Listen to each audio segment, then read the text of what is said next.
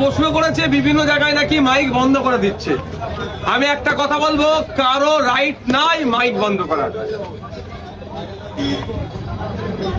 Sound pollution, শব্দ দূষণের মাত্রা বিভিন্ন জায়গাতে, কমার্শিয়াল এরিয়া আছে, ইন্ডাস্ট্রিয়াল এরিয়া আছে, সাইলেন্স জোন আছে, 4টে জোনে ভাগ করা আছে।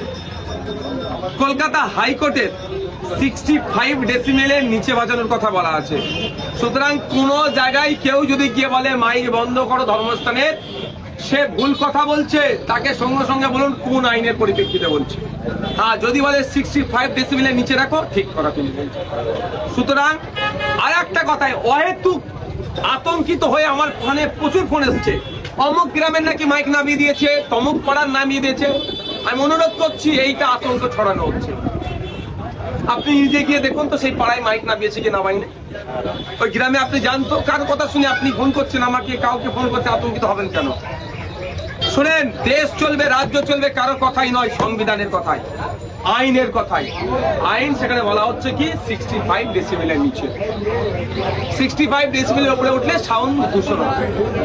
আমরা সাউন্ড দূষণের পক্ষপাতী নয়। আর মসজিদের মাইকের আজান আমি যদি বলে 65 এর নিচে থাকি।